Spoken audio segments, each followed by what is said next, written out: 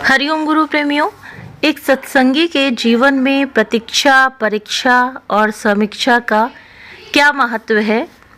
तो 3 बातें भक्त के जीवन में जरूर होनी चाहिए: प्रतीक्षा, परीक्षा और समीक्षा। भक्ति के मार्ग में प्रतीक्षा बहुत आवश्यक है। जैसे शबरी माता थीं, तो उन्होंने प्रतीक्षा किया अपने गुरु के कहने पर, क्योंकि गुरु ने कहा कि राम आएंगे तो अवश्य आए। तो कहने का मतलब है कि प्रभु जरूर आएंगे, कृपा करेंगे। ऐसा विश्वास रखते हुए हमें प्रतीक्षा करनी है। तो बहुत बड़ी प्रतीक्षा के बाद शबरी की कुटिया में प्रभु आए थे। अब है परीक्षा। तो संसार की परीक्षा करते रहें। इस संसार में सब अपने कारणों से जी रहे हैं। किसी के भी महत्वाकांक्षा के मार्ग पर बाधा बनोगे, वही तुम्हारा अपना पराया हो जाएगा। संसार का तो प्रेम भी छलावा है। संसार को जितना जल्दी समझ लो तो अच्छा है, ताकि प्रभु के मार्ग पर तुम जल्दी से आगे बढ़ो। अब आता है समीक्षा। तो पहले हुआ परीक्षा, अब है समीक्षा। तो अपनी समीक्षा हमें रोज करना है, दूसरों की नहीं करनी है, अपनी समीक्षा करनी है। यानी कि आत्मचिंतन करो, जीवन हमारा उत्सव कैसे बने, तो प्रत्येक क्षण उल्लासमय हमारा कैसे बने, जीवन संगीत हमारा कैसे बने, यह चिंतन हमें जरूर करना है। तो कुछ छोड़ना पड़े तो छोड़ने की हिम्मत करना। गुरु कहते हैं ना कि पहले से ही त्याग करके मत बैठो, स्वतः ही अपने आप, जब आप एज आपकी हो जाएगी तो आपका जेवर गहने पहन के बैठोगे नहीं। और कुछ पकड़ना पड़े तो पकड़ने की हिम्मत रखना। अपनी समीक्षा से ही आगे के हमें रास्ते दिखेंगे। अति सुंदर सनातन घड़ी, इसका महत्व देखिए, बहुत अच्छा है ये प्रसंग कि 12 बजने के स्थान पर आदित्य लिखा हुआ है, जिसका अर्थ यह है कि सूर्य 12 प्रकार के होते हैं। 1 बजने के स्थान पर ईश्वर लिखा हुआ है। इसका अर्थ यह है कि ईश्वर एक ही प्रकार का होता है। एको ब्रह्म द्वितीयो नास्ति।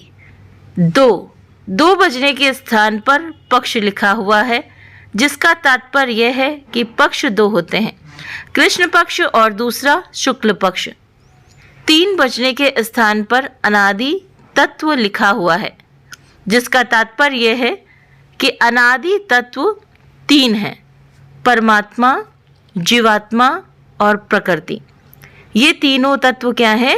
अनादि हैं। अब 4 बजने के स्थान पर क्या लिखा है? वेद लिखा हुआ है, जिसका तात्पर्य यह है कि वेद 4 प्रकार के होते हैं: ऋग्वेद, यजुर्वेद, सामवेद और अथर्ववेद। 5 बजने के स्थान पर महाभूत लिखा हुआ है, जिसका तात्पर्य है कि महाभूत 5 प्रकार के होते हैं। 5 महाभूत कौन कौन से हैं? तो ये 5 महाभूत हैं: सत्वगुण, रजगुण, कर्म, काल, स्वभाव। 6 बजने के स्थान पर दर्शन लिखा हुआ है। इसका तात्पर्य है कि दर्शन 6 प्रकार के होते हैं। 6 दर्शन कौन कौन से हैं?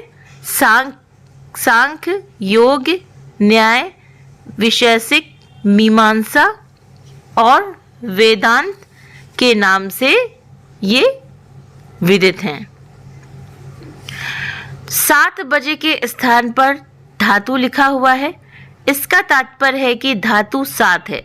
7 धातुओं के नाम है: रस यानी कि प्लाज्मा, रक्त खून यानी कि ब्लड, मांस मांसपेशियां, मेद वसा फैट, अस्थि हड्डियां, मज्जा बोन मैरो, और है शुक्र यानी कि प्रजनन संबंधी ऊतक। 8 बजने के स्थान पर अष्टांग योग लिखा हुआ है। इसका तात्पर्य है कि योग के 8 प्रकार होते हैं। योग के 8 अंग हैं: यम, नियम, आसन, प्राणायाम, प्रत्याहार, धारणा, ध्यान, समाधि।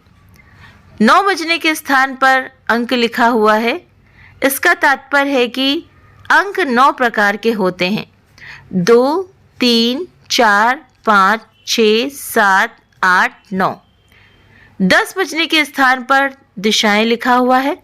इसका तात्पर्य है कि दिशाएं 10 होती हैं।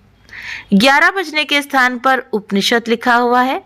इसका तात्पर्य है कि उपनिषद 11 प्रकार के होते हैं।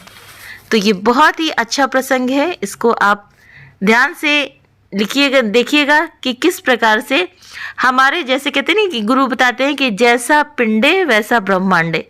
जैसा हमारा पिंड में है हर चीज़, उसी के अकॉर्डिंग ब्रह्मांड में भी है।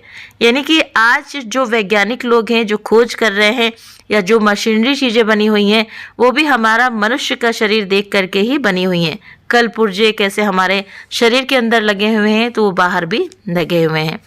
तो प्रेमियों, ये बहुत ही अच्छा प्रसंग है, तो मैंने आपसे शेयर किया है, तो आप इसको ध्यान से पढ़िए और मनन कीजिए। हरिओम तत्सत।